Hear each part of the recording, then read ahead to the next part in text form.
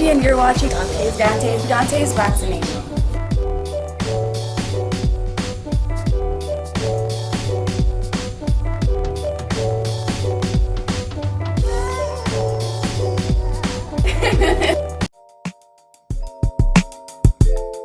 Dontaesboxingnation, what's going on, guys? So we are only a couple hours away from the fight, and I wanted to go ahead and talk about Andre Ward's prediction and give you my own prediction on this fight as well. For those of you guys, you probably know by now, Andre Ward, it's not that much of a surprise. He's picking Caleb Plant to win this fight.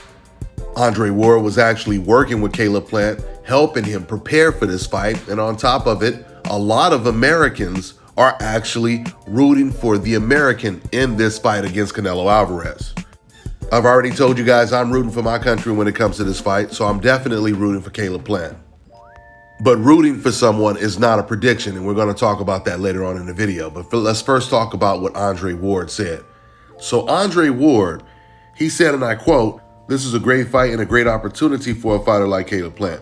I love this moment in his career where he's fought solid competition, and he has the look and makings of a fighter that can go to the next level.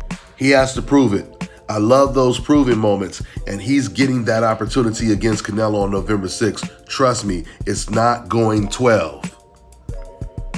The thing about Caleb Plant, he couldn't land a sucker punch on Canelo in a press conference. Canelo's defense is real. He's got to hit him in the ring now, and Canelo knows it's coming. Who do I like in the fight, Canelo or Caleb Plant? I'm going with Caleb Plant. That's my brother, so I'm going to support him all the way. But he's got to prove it. He's got the ability, he's got the skills, but he's got to turn up." Now, Andre Ward, he feels the way to beat Canelo Alvarez is not just constantly moving and trying to jab and outbox him, but getting his respect.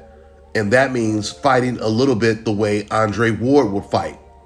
Andre Ward would always bring the fight to whoever his opponent was. It didn't matter how tough they were, how much power they had. Andre Ward always felt that he needed to get their respect by standing there fighting them toe-to-toe and even trying to push them back. And I agree with Andre when it comes to that.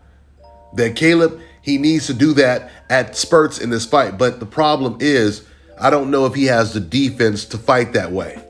I was just watching those last 3 rounds in the Uskadagi fight last night, and man, I'm telling you, Caleb Plant was getting hit with everything in the book. And if it was easy for someone as slow and methodical Uskadagi, then it seems like it's going to be super easy for Canelo to land punches all night on Caleb Plant, unless Caleb Plant, he really improved his stamina and his defense, because it was partially his stamina that caused him to get hit a little bit more in the second half of that fight. He was actually looking really good in the first half until he got tired. But now he's working with one of the best strength and conditioning coaches right now, Larry Wade. So we'll see if that makes a difference in this fight. Now, I disagree when Andre Ward was talking about how Caleb, he tried to catch Canelo with a sucker punch and, he couldn't land, which shows you how good Canelo's defense is. That's not the case. It was a simple case of Canelo initiating something. He pushed Caleb, and he expected the guy to walk up and do something. You just pushed the man. So Canelo already knows the pitch is coming. He's just waiting for it to come. Understand? Now, if it was a case where they were just talking to each other, and it wasn't a whole bunch of pushing and all that, and Caleb just out of nowhere just came out and threw a sucker punch, now that would be impressive if Canelo, he avoided that shot, because there was no setup, right? So with that being said, I do not believe that Caleb Plant is going to win this fight. I actually agree with Canelo Alvarez's prediction. Canelo is predicting that he's going to stop Caleb Plant somewhere between 7 to 10 rounds or 8 to 11 rounds. I agree with that. That's how I see this fight playing out. This is the one prediction where I hope I'm dead wrong on this prediction. At the end of the day, we already know why Canelo is unifying the belts at 168, and he never tried to do it at 154 and 160 because of the champions that are there. And he knows that every fighter he fought at 168, he had at least a good 85% chance of winning the fight. Canelo personally feels these European/white fighters at 168, they are not on the level of fighters like David Benavidez, Jamal Charlo, Demetrius Andrade, and that is the reason why he is fighting them. You also have another dangerous fighter who's closing in on a title shot really fast, and that's David Morrell, Cuban's David Morrell. This man is so impressive, even David Benavidez has been praising him. So once Canelo Alvarez disposes of Caleb Plant, it'll be really interesting to see what direction he goes from here.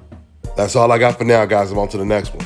All right, now check this out, guys. If you're looking to repair eczema scars, burns and bruises, dark spots and blemishes, then this right here is the perfect product for you guys. It's called Elo Diki Face and Body Oil. Athletes and top-ranking boxers, they're also using it after training to reduce swelling, inflammation, and to ease the pain. So get yours today. Go to elodiki.com, like them on Facebook, and follow them on Instagram.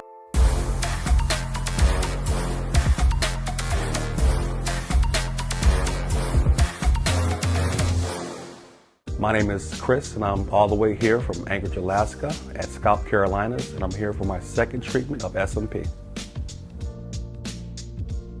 Well, I was sitting at home one day and going over my Facebook page, and they have different, like advertisements popping up, and I saw one for SMP. And I saw some pictures of some guys, before and after, and I was looking at that, and it caught my attention. So I Googled it. SMP, nothing showed up in my area. So, I did a little more research, and all of a sudden, ScalpCarolinas popped up in the web browser. So I started watching his videos and seeing all the reaction from all the other people. We talked on the phone, we made appointments and everything. I sent him pictures, and he looked at them, and I was like, "Can you fix this?" And, he pretty much said, "No problem."